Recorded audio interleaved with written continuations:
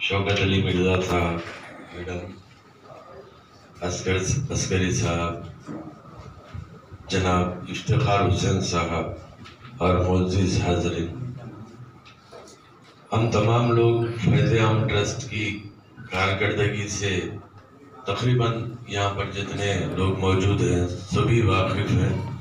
अखबारात के ज़रिए, टीवी के ज़रिए या लोगों के ज़रिए फ़ैज़-ए-आम ट्रस्ट की कारकर्दगी हम तमाम सुनते आए हैं और देख भी चुके हैं।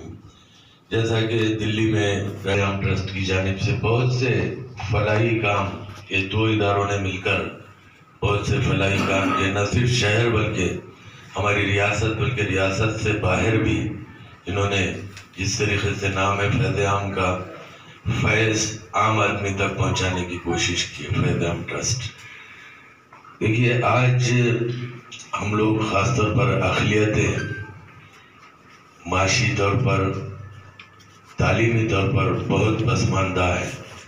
माइनॉरिटीज़ में, अक़लियतों में भी मुसलमान ख़ास तौर पर तालीमी तौर पर पसमानदा है।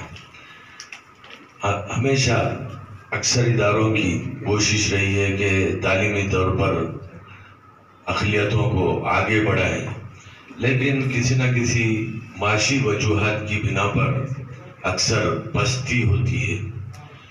देखिए, आज अक़लियतें बैकवर्ड हैं तो एजुकेशनली बैकवर्ड हैं, इकनॉमिकली बैकवर्ड हैं, सोशली बैकवर्ड हैं।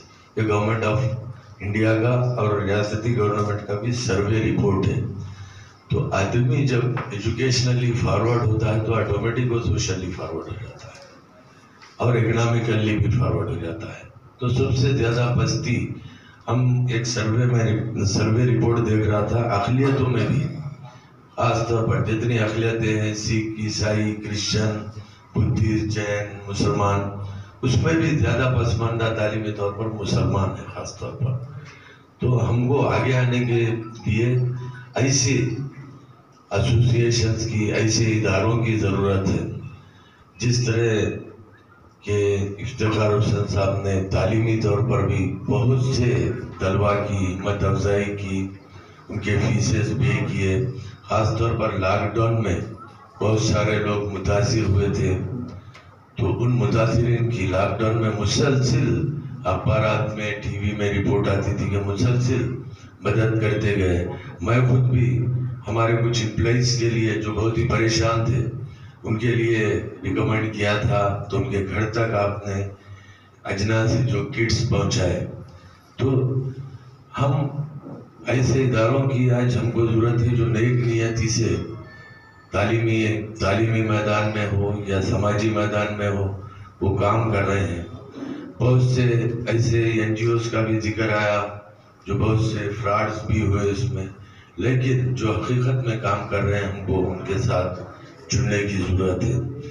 आज देखिए, रियासत तेलंगाना में अक़लियतों का जो बहुत से सर्वे रिपोर्ट से हमारे यहाँ पर कितने IAS ऑफिसर हैं मुसलमान, 5 हैं। अब वाक़िफ़ 5, शायद 5 हैं। उसमें भी जो है 3 जो है, मैं समझता हूँ 6 कन्फर्ट, हाल में कन्फर्ट हुए, तो 6 में तो 3 जो है बाहर के कैडर के हैं, वो भी कन्फर्ट है। तो AS ऑफिसर्स की कमी है, IPS ऑफिसर्स की कमी है, IRS ऑफिसर्स की कमी है, IFS ऑफिसर्स की कमी है। तो जब भी हमारी तरक्की मुमकिन है कि हम ऐसी बॉडीज में जाएं जो पॉलिसी मेकिंग बॉडीज हो। पॉलिसी इम्प्लीमेंटेशन जहाँ पर होता है, इम्प्लीमेंट करते हैं, वो बॉडीज में जाना उतना फ़ायदेमंद नहीं होता है जितना कि पॉलिसी मेकिंग बॉडीज में जाना है। क्योंकि पॉलिसी मेकिंग बॉडीज में सिर्फ कैडर ऑफिसर्स होते हैं। तो हमको कैडर ऑफिसर्स के लिए, जैसा कि हुकूमत की जानिब से भी स्कीम है कोचिंग की, और ख़ास तौर पर ज़हीर अली खान साहब भी इस मैदान में बहुत काम करते हैं, चाहे बच्चों को इंकरेज करते हैं सिविल सर्विसेज के लिए हो या ग्रुप के एग्ज़ाम्स के लिए। आमिरुल्लाह खान साहब के भी आप बहुत से आर्टिकल्स भी अखबारात में आते हैं, और फिजिकली भी वो बहुत जो है सिविल सर्विस के लिए भी मानों में भी आपने जो है बहुत सा काम किया था। इसके अलावा से हटकर भी बहुत से जो तालीमी मैदान में, तालीमी अक़लियतों में तालीमी की पस्ती को दूर करने के लिए बहुत से काम अंजाम दिए। اس کے علاوہ بھی جو اکنامکلی جو فیض عام ٹرسٹ کی جانب سے جو کام ہوتا ہے، جو معاشی پسماندہ ہے، ان لوگوں کو بھی فیض عام ٹرسٹ کی جانب سے کچھ نہ کچھ مدد کی جاتی ہے. جیسا لاک ڈاؤن میں کٹس تقسیم کیے گئے، پھر اس کے بعد جیسے فلڈ سے متاثرہ لوگوں کے لیے ان کے لیے بھی جو بہت سے اشیاء مہیا کی گئی فیض عام ٹرسٹ کی جانب سے. اس لاک ڈاؤن میں بہت سارے لوگ تو متاثر ہوئے، بہت سے چھوٹے چھوٹے بیپاری ہیں جو پرائیویٹ میں جو جابز کرتے تھے، کئی لوگوں کے جابز چلے گئے. اور میری نظر میں سب سے زیادہ اگر متاثر ہوئے پرائیویٹ اسکولز میں، ان کے لیے بہت سے مسائل تھے. بچوں سے فیس نہیں آ رہی، بلڈنگ کا کرایہ دینا ہے، ٹیچر کی تنخواہ دینا ہے. ٹیچر سارے کے ساتھ روز ایک نہ ایک اسکول پر جا کر وہ ٹیچرز کی مدد کر رہے تھے جو لاک ڈاؤن سے متاثرہ ٹیچرز ہیں. کئی لوگ ہم اخبارات میں پڑھے، پوسٹ گریجویٹ ہیں، بی ایڈ ہیں، پی جی کیے ہوئے ہیں. لاک ڈاؤن میں نوکری جانے کے بعد پرائیویٹ اسکولز میں وہ مزدوری تک کیے ہیں. ایک لڑکی کا ویڈیو وائرل ہوا تھا جو ٹیچر تھی، آخر میں وہ چائے بیچ رہی تھی.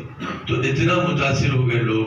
تو ان متاثرہ لوگوں کو افتخار حسین صاحب کی جانب سے، فیض عام ٹرسٹ کی جانب سے پرٹیکولر میں دیکھ رہا تھا کہ صرف یہ ایک ہی آرگنائزیشن ایسی تھی، یہ ایک ہی انجمن ایسی تھی جو ٹیچرز کے لیے مدد کیے اسکولز میں جا کے. جب وہ ٹیچرز اپنی فیلنگ بیان کر رہے تھے تو بڑا وہ تکلیف ہو رہی تھی. وہ جس اپنی فیلنگز کو اظہار کر رہے تھے، تو جو بھی آپ ان کی معاشی طور پر یا جو ہے اکنامکلی جو بھی خدمت کی ہے فیض عام کی جانب سے، وہ قابل مبارکباد ہے. اور میں سمجھتا ہوں کہ تعلیمی میدان میں فیض عام کی تقریباً 35 سال سے یہ ٹرسٹ کام کر رہا ہے. تو تعلیمی طور پر بھی، تعلیمی میدان میں بھی امید ہے کہ یہ اسی طرح کام کرے گا، کیونکہ آج ہم کو جو ہے تعلیمی میدان میں آگے آنے کی ضرورت ہے. حکومت تو ریزیڈینشل اسکول وغیرہ قائم کرتی ہے، لیکن اس کے علاوہ بھی جو بچے بہت سارے ریزیڈینشل اسکول میں بھی بہت سارے بچوں کو نکال دیتے. بعد میں معلوم ہوتا کہ جو ہے ماں باپ ان کو اسکول سے نکال دیے، کیونکہ وہ بچہ اسکول جا کے کچھ پیسے کما نہیں پاتا تو اس کو نکال کے کوئی کام پر لگا دیتے. تو اتنی معاشی پسماندگی ہے. تو ایک تو فیض عام کی جانب سے معاشی پسماندگی کو دور کرنے کے لیے کام کیا جاتا ہے، اور دوسرا تعلیمی میدان میں. دیکھیں، انسان تو اپنے لیے تو سبھی جیتے ہیں، لیکن جو دوسروں کے لیے جیتے ہیں وہ قابل تقلید ہوتے ہیں. وہ انسان وہ انسان ہوتے ہیں. جو اپنے لیے جیتا ہے وہ آدمی ہے، جو دوسروں کے لیے جیتا ہے وہ انسان ہے. تو میں سمجھتا ہوں کہ فیض عام ٹرسٹ کے تمام عہدیدار انسان ہیں اور انسانیت کی خدمت کر رہے ہیں. انسانیت کی خدمت بہت بڑی خدمت ہوتی ہے. میں امید کرتا ہوں کہ آئندہ بھی فیض عام ٹرسٹ کی جانب سے یہ فیض جاری رہے گا. اور میری اللہ تعالیٰ سے دعا ہے کہ افتخار حسین صاحب اور اس سے جڑے ہوئے تمام عہدیداروں کو عمر دراز عطا فرمائے. شکریہ.